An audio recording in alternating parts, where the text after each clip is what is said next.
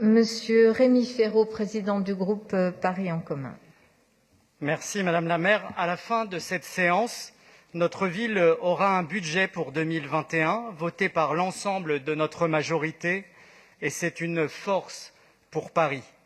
J'ai entendu comme vous les arguments de l'opposition, parfois pertinents et qu'il nous faut entendre, parfois aussi qui relèvent de la quadrature du cercle quand il nous est demandé de faire à la fois moins de recettes, plus de dépenses et moins de dettes, qui relèvent parfois de l'incantation et du slogan, lorsque j'entends Madame Dati parler d'incompétence et de gabegie sans que ces formules peu modérées soient accompagnées d'aucun chiffre, d'aucun fait, d'aucun argument à même de les étayer. Vous reconnaîtrez qu'on a trouvé plus convaincant.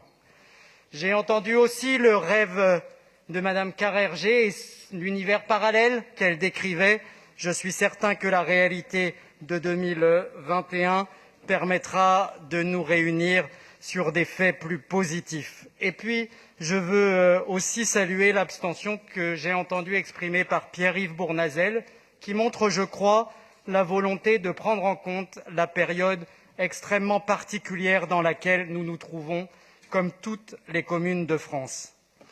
Je veux enfin rappeler ce qui est le plus grave aujourd'hui dans cette situation budgétaire et qui était rappelé par beaucoup d'entre nous, c'est l'attitude de l'État et sa relation aux collectivités locales, son refus de nous donner des moyens supplémentaires ou la possibilité de nous donner des moyens supplémentaires, son refus de prendre des règles adaptées à la crise Covid.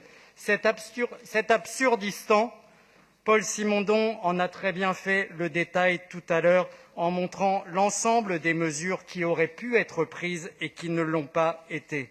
Je crois malheureusement que le gouvernement continue à voir Paris comme une vache à lait, alors que notre ville est particulièrement victime de la crise. Et peut-être qu'il voit aussi notre ville comme une source de tourments pour ses ambitions électorales à un moment où seul l'intérêt général devrait compter. De manière générale et plus globalement, je pense que dans sa relation au territoire, le gouvernement a déjà oublié sa frayeur au moment du mouvement des Gilets jaunes.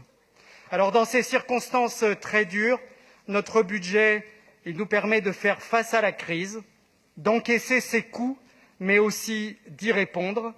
Et il nous permet de commencer à mettre en œuvre notre programme de mandature pour 2020-2026 afin de transformer la ville, de garantir la solidarité et les services publics, de lutter contre le changement climatique.